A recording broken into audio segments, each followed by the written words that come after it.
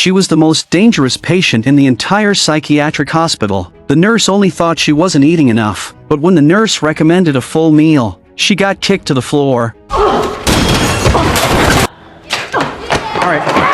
A male orderly stepped in to restrain her, but despite her frail appearance, it took 2 men to hold her down. She wasn't born this crazy. Not long ago, Needy was just an emotionally stable high school girl who looked like your typical honors student. She had a childhood friend who was completely different from her. Unlike Needy, Jennifer was a beautiful and spoiled cheerleader, always bored of small-town life and constantly dragging Needy into her quest for something cooler. After class one day, Jennifer invited Needy to go out. A new band was playing in a nearby town. Needy tried to say no, even mentioning that she had plans with her boyfriend, Chip, that night, but Jennifer always knew how to persuade her. Every time she insisted, Needy would give in. That night, Needy changed into what she thought was her most mature outfit. Chip wasn't happy not just because she canceled their date, but because he hated how Needy always obeyed Jennifer. Needy gave a small smile and said nothing, still choosing to go out with Jennifer. At the bar, Jennifer had a clear goal. She ignored boys her age, brushed off her ex who was now in police college, and set her sights solely on the band's lead singer. Needy tried to stop her, but Jennifer, as always, did whatever she wanted. The singer didn't mind her advances at all. They hit it off quickly, but when Jennifer stepped away to get drinks, Needy overheard the guys whispering about her. They were talking shamelessly about Jennifer, even speculating about her sex life. Outraged, Needy stormed over and yelled at them, lying that Jennifer was a virgin and telling them to back off. She walked away, unaware that the lead singer was exchanging a loaded glance with his bandmate. Jennifer came back, and Needy warned her not to get involved with those creeps. But Jennifer didn't care. Young and reckless, she figured they just wanted sex and she was perfectly fine with that. When the show started, she eagerly pushed to the front row. Everyone was absorbed by the performance, everyone except Needy, who had seen their true nature. She noticed flames erupt in the corner of the stage, crawling up the pillars and into the rafters until the bar caught fire. The fire spread quickly. People panicked and fled. Jennifer stood there in a daze, only running when Needy dragged her out. Outside, still shaken, they were suddenly approached by the lead singer again. He spoke gently, pretending to comfort Jennifer while getting her drunk. Then he led her toward his van. No matter how much Needy pleaded, Jennifer seemed hypnotized and ignored her. Needy could only watch her friend climb into the van. Right before the door shut, Jennifer's face turned blank and confused, sending a chill down Needy's spine. Alone, Needy returned home and called Chip to talk about the fire and Jennifer's disappearance. Suddenly, the doorbell rang, startling her. She was home alone. Afraid to hang up, she nervously went to answer the door, but no one was there. Thinking she imagined it, she ended the call. But just before heading upstairs, she heard a noise from the kitchen, summoning her courage. Needy went to check. Jennifer suddenly appeared behind her, covered in blood and looking monstrous. Needy asked what had happened. Jennifer didn't answer. She just gave a creepy smile and went to rummage through the fridge. She devoured the food like an animal. Needy tried to stop her, but she gagged as if something was stuck in her throat, then vomited a large pool of black liquid with something still twitching in it. Jennifer laughed again. Though terrified, Needy reached out to comfort her, but when she touched Jennifer's arm, it was ice cold and lifeless. Needy ran for the phone to call the police, but Jennifer stopped her. Jennifer asked if she was scared. Needy tearfully nodded. Jennifer leaned in, about to bite her, but the moment her lips touched the friendship necklace around Needy's neck, she paused then walked away. The next day, news of the fire spread through the town.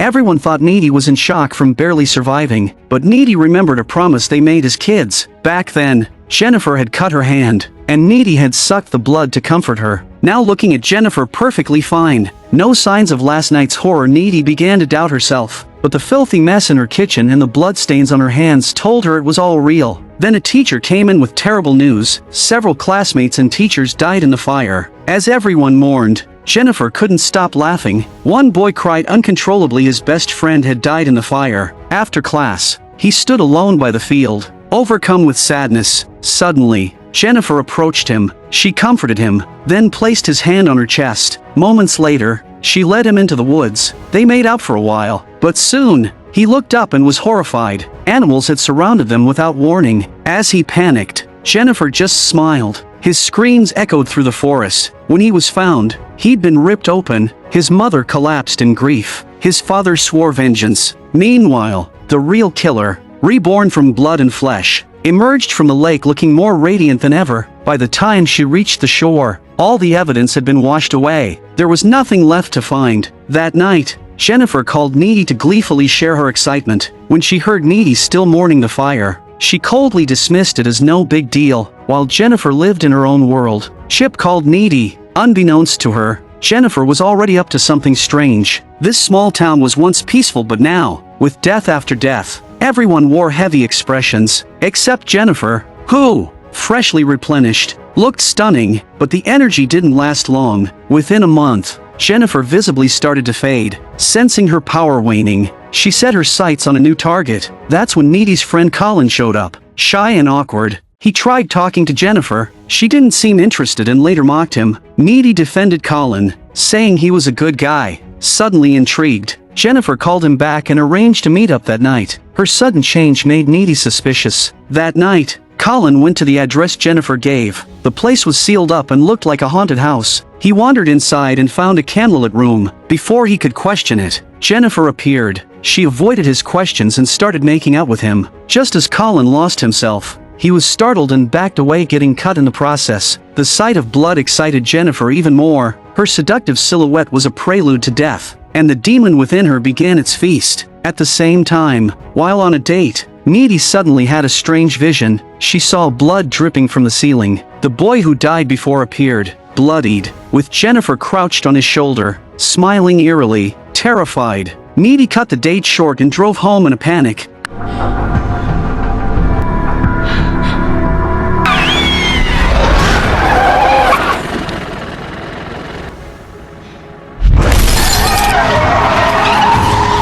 Collapsing on the couch, she suddenly remembered the night Jennifer was taken away. That's when everything started. As she lay in bed, Jennifer appeared beside her. She ignored Needy's fear and whispered comfortingly that she wouldn't bite. But then she crossed the line. Needy was drawn in at first but quickly snapped out of it. Pushing her away and demanding answers, Jennifer casually began to explain what really happened that night. She'd started to regain consciousness in the van. Afraid they would assault her, she lied, saying she was a virgin, begging them to let her go. But that lie was exactly what they wanted. They had found a ritual online. If they sacrificed a virgin to the devil, their band would become famous. They tied Jennifer up and lit torches, even as she begged for her life. They didn't stop, singing as they raised the knife. They completed the ritual. As Needy listened, tears ran down her face. She finally understood why the band became overnight stars, worshipped like gods. They had used Jennifer's life as a stepping stone to fame. But Jennifer didn't really die, and the band didn't know if they sacrificed the wrong girl, the demon would inhabit her body, feeding on flesh to stay alive. When Jennifer awoke, she instinctively went to find Needy, but she couldn't explain what happened, nor could she hurt her, so she fled. Eventually, she found a classmate who'd survived the fire. That night, she claimed her first victim.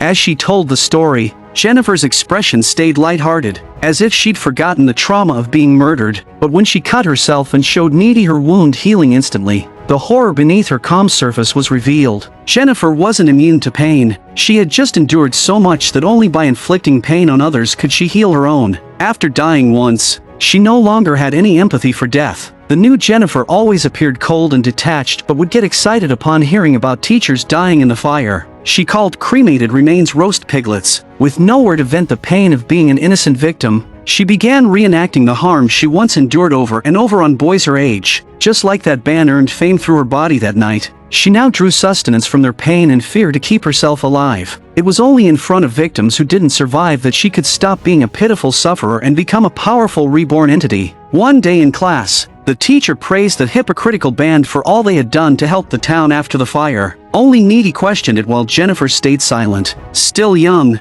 she couldn't face the older, more famous predators, and could only let the pain seep deeper into her own wounds, not just on behalf of the dead but for their families, too. The next day, Needy went to Colin's funeral. His friends wrote poems in his memory, which only deepened his mother's heartbreak. Colin's mother tearfully expressed how much she missed her son. Her grief overwhelmed Needy, but she knew this wouldn't be the last funeral. At the school library, Needy found the full details of the ritual. She now understood that the demon had fused with Jennifer and that the only way to kill it was to stab her in the heart when she was at her weakest and hungriest. But could she really go through with it? Needy couldn't make up her mind. She calculated that Jennifer would strike again at the upcoming prom, so she went to Chip, told him everything, and warned him not to go. But Chip didn't believe her. The prom was the biggest night of the year for every student in town. That night, everyone dressed to impress, including a now starving Jennifer. She sat at her vanity table, staring at a smiling photo from the past, but her face was pale and gaunt. As she dabbed on foundation,